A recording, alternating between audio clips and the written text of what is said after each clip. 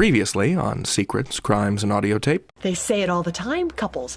They try to bring variety into their marriage by being other people. Role-playing. Role-playing? Right. We'll pretend. But I call we can't be people we know. You mean like I would ask you to be Leslie or something? Yes, like that. From Wondery, this is Secrets, Crimes, and Audiotape, an audio drama told week after week.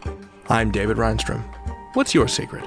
Mine is that I'm afraid of the word chartreuse. Jim's was that he thought Franny's co-worker Leslie had great legs. Not much of a secret, frankly. This is part 3 of A Beautiful Spell, a comedy by Greg Caleres, starring Bodhi and Jenna Elfman. If you haven't heard part 1, permit me to recommend in no uncertain terms that you should hop back 2 episodes in our podcast feed and do just that. I'll wait. Alright, welcome back. I should also warn you that this play features adult themes and a sprinkling of R-rated language. Everyone comfy? Let's begin. Here we go with part 3 of A Beautiful Spell. Right here on Secrets, Crimes, and Audiotape. So, role-playing. How does it work? Well, we act out a situation, like a sexy scenario. You know, like I'm the nurse and you're the patient, or you're the firefighter and I'm the victim. Like a burn victim? No, like you would come and save me from the fire and we would... Maybe this is a bad idea. No, it's good. It's something. It's active. We could do claims adjuster and claimant. Claims adjuster and claimant? It's just a thought, Fran. Is that a fantasy of yours? No, I know it. It's my job, so it seems like something I could do. Is that what you do at work all day? Play out scenes in your head from Double Indemnity? Okay, fine. We'll do something else. No, it's your fantasy. Let's do it. It's not my fantasy. I'm just trying to do your idea. Am I a man or a woman? Okay, forget it. No, wait. I'm sorry. You're right. Let's do it. Seriously, I'm sorry. It's a good one, actually. I like it. What do I do? How does this work? Well, did you see Double Indemnity? Where are you going? I was going to come into your office. Oh, good. Yeah. Oh, great. Okay, go.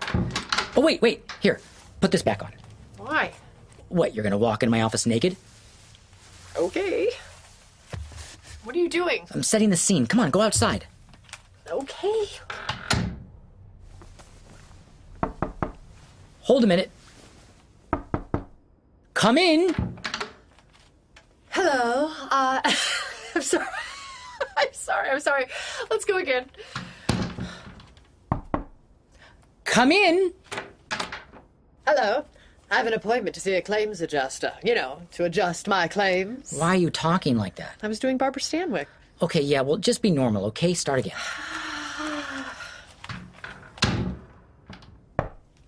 Come in. Hi, I have an appointment with... Well, be nice, though. Jim. What? Hi, I have an appointment with a claims adjuster. Wait, so I'm confused. When do we have sex? I don't know. We'll play it by ear. Will there be a segue? Yes, I'll segue. Okay, so you're gonna segue. Should I come in again? No. Yes, miss, please, sit down. Sit down. So, how can I help you, miss? I wanted to talk about buying life insurance on my husband. Oh, I see. Now, we would need your husband to be here, of course, to go over it with him. Well, he works a lot. I don't know when he would have the time. I'm hoping we could just do it. Oh, that's highly illegal. Is it? How illegal? We could talk about it, but we can't really sign anything until he's here. You can make an exception this one time, can't you? Not really. Okay, segue. Well, it has to feel real or it blows it for me. I mean, it's totally implausible that she would sign an insurance form for her husband without him present. Fine.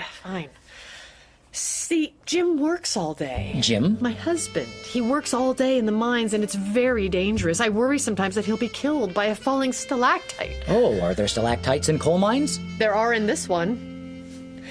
See, if he dies, that leaves me with nothing. You don't work.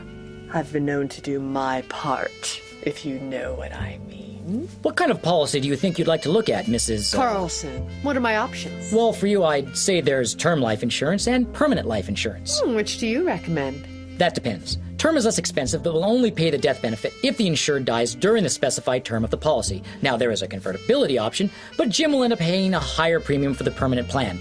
So my advice is to just go to permanent write-off. Now, there is also whole life and universal life, and still variable universal life, which operates very much like a mutual. Jim?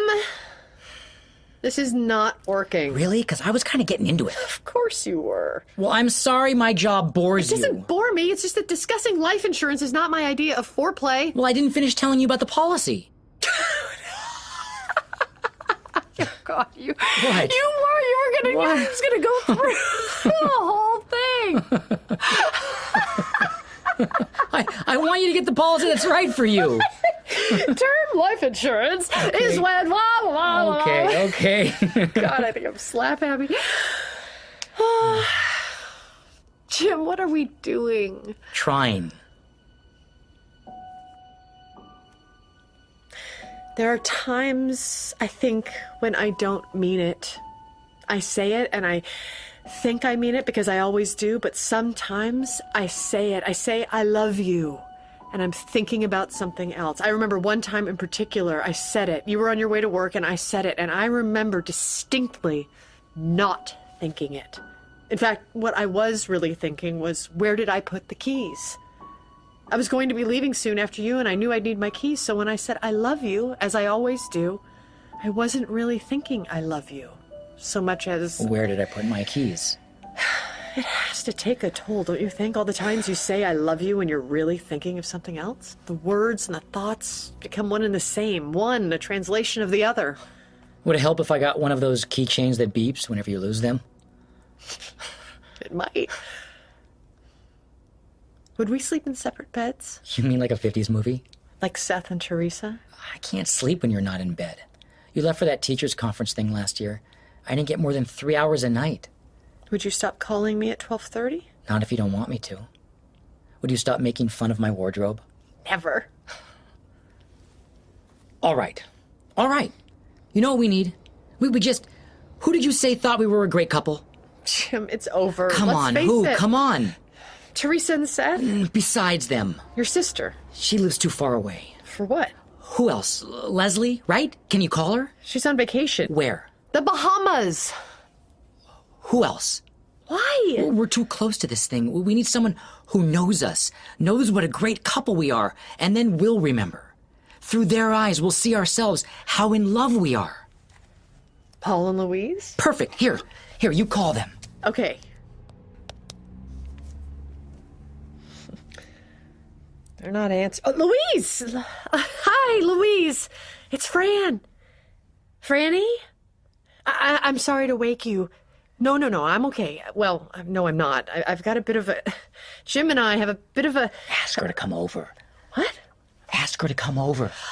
We were wondering if you could come over. Well, remember when you said that you thought Jim and I were the perfect couple? We were wondering if you could come over and tell us why. Louise? No, I'm serious. We're having some... Memory issues. Memory issues, and we just need to remember what exactly you meant when you said we were the perfect couple. Sure you did. I don't know, a few years back, maybe? No, I'm pretty sure you said perfect. or great, maybe. Uh-huh. Oh. Yeah. That would be... Okay, that would be great. Thanks, Louise. Sorry to wake you. She doesn't remember, but she said she'd ask Paul when he gets back into town.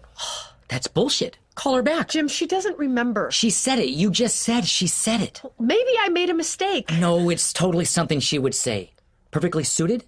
Maybe she said perfectly suited. She didn't say it. Then you say it. Say it and think about it. I love you.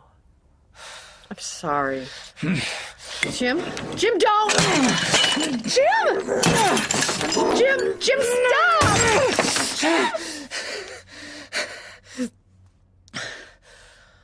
When you woke me, I knew it was nothing, that we'd figure it out. Whatever it was. Every solution has a problem. But there was that moment when I asked you if you were in love with someone else, and this silence. A second where you were processing the question. I'd never even considered this, and here I am asking it because it's what you ask your wife when she tells you something like that. These are the things we're supposed to ask, even if we know they're not true. And it wasn't until that moment, that pause, that I thought for the first time what it would feel like to lose you. And it was terrifying. I guess for me, That was the last time I remember feeling love for you. Glad you find this funny. No, I'm sorry. I was just thinking about you spanking it to Double Indemnity. Yeah, well, at least I don't fantasize about the suicidal gym teacher. Yeah, barely. What are you doing? Just want to clean some of this up. Just get it tomorrow. I just want to get the glass. Barely what? Huh? I said, at least I don't fantasize about the gym teacher, and you said, yeah, barely. Barely what? Barely a fantasy. You mean Chris, the gym teacher. You fantasize about him? No. I mean, it's absurd. Like you pretending you're Fred McMurray. It's funny what you think about when you're bored at work. Probably the absurdity that allows us to fantasize about it. So it is a fantasy. No, it's a fleeting thought, a sexual tick, a what if. Like the firefighter and burn victim. Right. The 6th grade teacher and the gym teacher.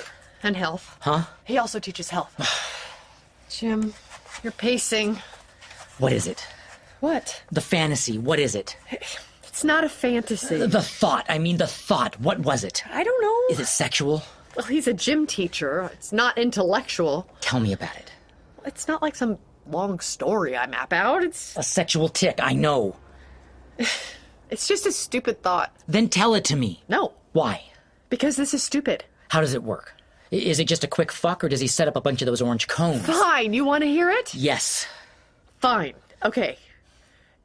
It starts out with me in my office. School has ended, and I'm really horny. Wait! Okay, go on. You sure? Yes.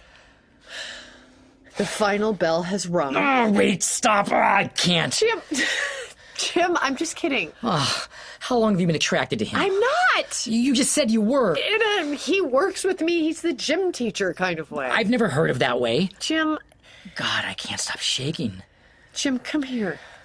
Look at me. You think about these things when I'm not around? It's a thought. Like a thought you have at work. I thought we had no secrets from each other. Honey, take a breath. How long has this been going on? Jim, look at me. Honey, it's me, Jim. It's Franny. Just tell me. What? The what if. I want to hear it. Why? Because I have no power. I have nothing. You have this thing floating around, this thought in your head, and I have nothing. Just tell me. Where do you fuck him?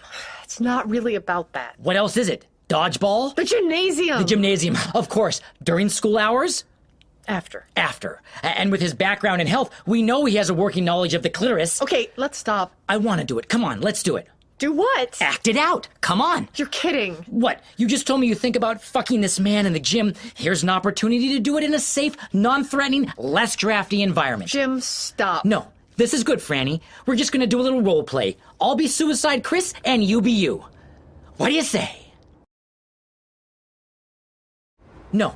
This is good, Franny. We're just gonna do a little role play. I'll be Suicide Chris, and you be you. I don't want to sleep with Chris. You won't be. We can't be someone we know. I don't know him. Why are you acting like this? I'm not. I'm role-playing for us. You can't sleep with me. Maybe you'll sleep with him. It'll help us get perspective. See how happy we are through someone else's eyes. Now, school has just ended. The final bell has rung. Jim. It's Chris. The final bell has rung, and the kids are filtering out. You wait in your office patiently. What are you doing? Getting in costume. He wears sweatpants, right? Now, all alone, waiting for all the buses to leave and all the after-school kids to get settled in their after-school activities or whatever, right? Until the halls are silent. Oh, where did I put those? Ah, here they are. You own wristbands? All right, stand up. Come on, stand up. Jim. Now, we've had our 12:30 call at lunch, and you've said something like, the kids are driving me crazy. And I've said, what is it I say every time? Tell me why I do this shit again? Right. What are you looking for now? Aha! I knew I still had it. Jim, you're gonna wake Jack. So, it's hours later, after my call. And at the time, you didn't think anything of it, but now, in the quiet boredom of your office, you start thinking about the fact that the next stop is home. And it makes you sick. Normally it's a comfort, but today, for some reason, it makes you want to throw up. Not like blowjob throw up, but the monotony makes you queasy. The same smells, same chores, the same stains on the same rugs. Thought I was the creative one. You are. This is you. I have to see Jim. We will talk about the same things with the same stupid jokes and the same sweaters. My God, he has 1,000 of those fucking sweaters, and if I come home and see him wearing one of those goddamn sweaters, I'll kill myself. But today, you find yourself walking down the hall with no particular destination. The sounds of children behind the closed doors, the echo of your shoes bouncing off the lockers. An echo you normally don't hear because you're never alone like this. At first, you don't know where you're going. You're just walking to walk. Walking to stave off the inevitable. Until you find yourself walking through the gymnasium and into my office. Chris. Do you call him Chris? Yes. What does he call you? In real life? Fantasy. We're all fantasy here. Mrs. Carlson. Mrs. Carlson. Okay. So, here I am, sitting down, going over the lineups for tomorrow's softball game and studying for my lesson on the female reproductive system. You start outside like before. Go on, let's do it from the beginning. Come on. I don't want to be me. What? I want to pretend too. But this is all about you. It's about us, and I want to be someone else too. Like who? Leslie. Leslie? She doesn't work at the school. Use your imagination. She's substituting for me. I'm out all week on vacation with my husband Jim and our beautiful son Jack. I've asked Leslie to take over my class for the week. And what, she gets lost and finds herself in the gym after class? I'm not an idiot, Chris. I didn't get lost. I came to talk to you about a student I think would benefit from trying out for the track team. Oh, I coach the track team too. Busy guy. Would you like to go out and come in? No, I think we're professionals now. We can just start. Perfect. Well, Leslie, it is Leslie, isn't it? Or is it Mrs. Fairway? Either way, Mr. Donaki, it's after hours. Indeed it is. So I insist you call me Chris. Okay, Chris. I love your whistle. Thanks. It was my father's. Oh, was he a gym teacher too? I was a minor. He was killed by a stalactite. I'm sorry to hear that. Well, thank you. So, I hear you're substituting for Mrs. Carlson. Word travels fast. It's only my 3rd day. Well, to be honest, I noticed you in the hall the other day walking. I asked around. I like the way you walk. Thank you. I practice a lot. I've made you blush. I'm used to flattery. Well, I can tell it goes with your dress. She's my best friend, Franny. I've known her since college. Oh yeah? I hear she's on vacation with her son Jack and her beautiful husband Jim. Something like that. You know, I think about them, their marriage, and I think, that is the perfect union. Oh, I've never met Mr. Carlson, but from the way she speaks... No, I'm sorry. Do you mind if I work out while we talk? Not at all. Yeah, as I was saying, I've never met Mr. Carlson, but from the way she goes on about him, you have to believe that they're happy. Are they? They're perfectly suited. Oh, I thought so. You know, if my ex-wife and I had a marriage like that, I probably would have never considered suicide. Oh, God. I'm sorry. I've shared too much. Oh, no. It's just so dark and complicated for a phys ed teacher. Yes, well, I also teach health. What can I do for you, Leslie? Well, it's about a student of mine. He's a good kid, but troubled, and I know if he just applied himself. Maybe you should try out for the track team. You also coach track? Hard to believe, isn't it? Why don't you send him on down here and I'll have a talk with him tomorrow? That would be great. Really, thank you so much for your time. Oh, don't mention it. Well, I should probably get back. Well, for what? School is over. Well, I have a parent-teacher conference. You've only been here for 3 days. She's a very concerned mother. Oh, Mr. Donaki, what are you doing? Chris. I think it's against school policy. No one has to know. I've locked the gym doors. Isn't that against fire code? You're goddamn right it is. What if there's a fire? When you've come face to face with death, there aren't a lot of things that scare you. I've heard that. Have you ever contemplated suicide, Leslie? Not that I remember. It changes everything. To hold the gun to your head, pull back the hammer and know this is the end. It's the most powerful feeling you'll ever know. Because for one split second, you saw the other side, controlled your own fate, live or die. You know what I do now? When it all seems too much?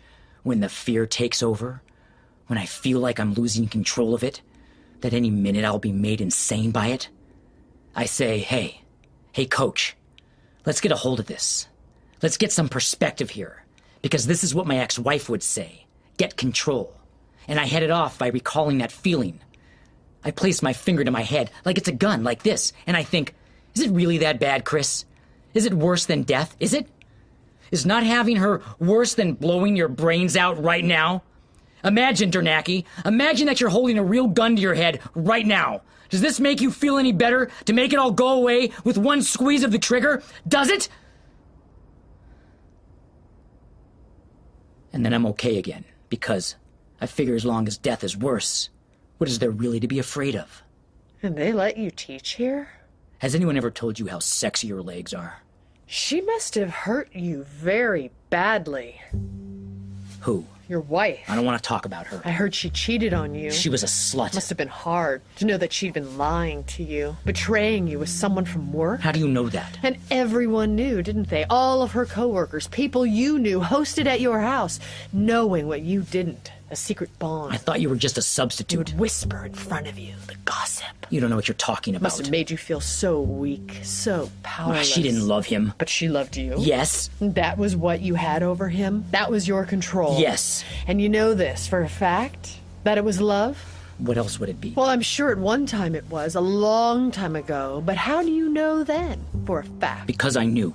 You weren't like other couples. We were special. She loved you, but was just fucking someone else. It was just a thought, a sexual tick, a what if. But I thought you knew everything about her. That's right. There were no secrets. We talked, really talked. Then how did she sneak this by you, these thoughts? She... I think it's important to consider the possibility, Chris, that what you felt for each other wasn't love. No, we said it all the time. Thinking about the laundry, the route you were going to take to work. No, we meant it. Where did I put my key? Then why didn't we leave? If we don't love each other, why not give up? Because you need each other. It's the same thing. Is it? Loyalty, history, complicity.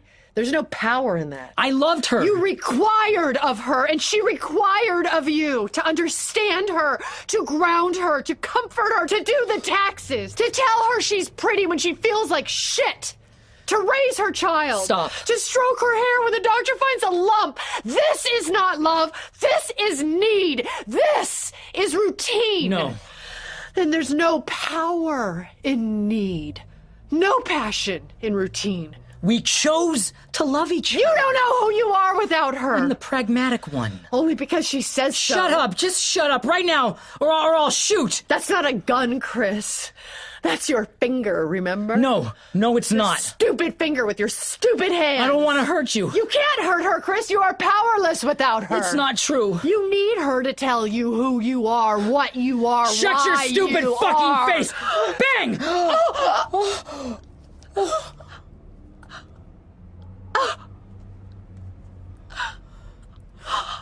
Fran. Jim. Oh, God. No. Franny. Jim. I didn't mean to. I swear, it just went off. I don't understand. I'm sorry. I'm so sorry. No, it's my fault. It's my I fault. started this whole stupid thing. No. If I hadn't... No, stop. Jim. I'm scared. I'm scared too. I love you. I love you. I love you so much, Fran. No, Fran, no, don't go. Don't leave me, Fran. I need you, Franny. Oh, God.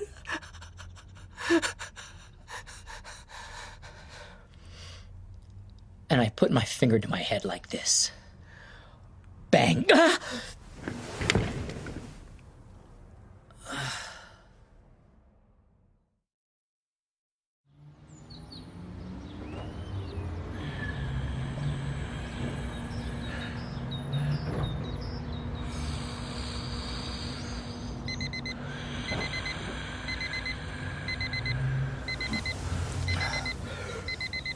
Oh, God.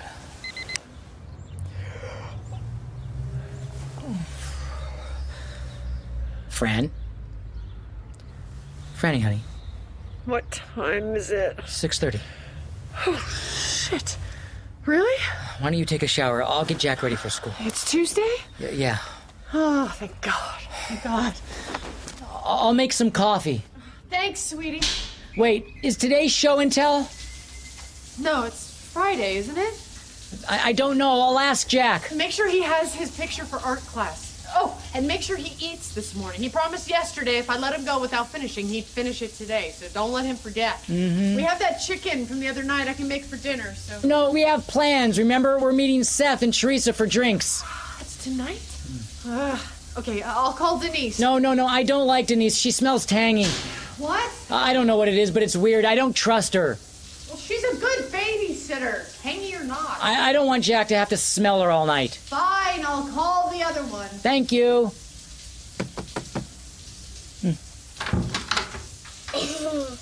Hey, pal. I was just coming in to get you. I'm hungry. Let's get you something to eat. What happened to your room? Huh? Why is everything broken? Oh, we just, Daddy just dropped the lamp. Why don't you go in the kitchen and I'll make you some eggs, okay? Can I have pancakes instead? Pancakes, sure. Yay, pancakes! Pancakes! Pancakes! Pancakes! You okay?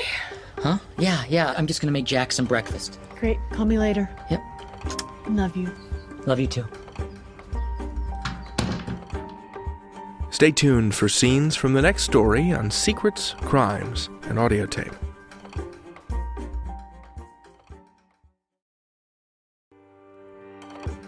What did you think of today's episode? We want to hear from you. Please send us an email to secrets@wondery.com and follow us on social media or @secretscrimes on Twitter. Next week, we'll bring you our next story, Love Contract, about a company that tries to control the relationships between their employees. No employee, officer, or director of the company shall engage with any other employee, officer, or director of the company in any relationship, activity, or act which is wholly, predominantly, or partly of a nature which could be characterized as sexual or romantic without notifying the company of said relationship, activity, or act. Yes, companies can do that. Google Love Contract and see for yourself. Are you implying that I am having a romantic or sexual relationship with someone else in the company? No. Because you would tell me if you were, wouldn't you? Love Contract is an increasingly bizarre dialogue between Laura, a corporate employee played by Jocelyn Town, and her nameless manager, played by Jane Kasmerick, who you'll probably remember as Lois from Malcolm in the Middle. Have you spoken to Derek? Yes. Unfortunately, he's convinced that it was romantic, and he therefore should be telling me. Hey, thank you for listening. Bringing audio drama to the world is what we're all about here at SCA, and I'm so glad to be able to share this medium with you. Tell the world. Tell a friend. Audio fiction is still a growing medium, and we need your help to make it grow. An iTunes review wouldn't hurt. Pretty please. Also, we'd like to know more about you. Yes, you. So please complete a small survey at wondery.com/survey. A huge thank you to our sponsors for making it possible to deliver high-quality audio drama for free to our listeners. If you'd like to show your appreciation, please always remember to enter the complete URL and the promo code SECRETS. In the very unlikely chance that you forgot who our sponsors are, you will find them in our episode notes. A Beautiful Spell was written by Greg Caleris and directed by Martin Jarvis for Jarvis & Ayers Productions. Editing by Mark Holden. The theme song for Secrets, Crimes, and Audiotape was composed by Mark Hadley. Executive producers Jeffrey Glazer and Hernan Lopez for Wondery. I'm your host, David Reinstrom. What's your secret?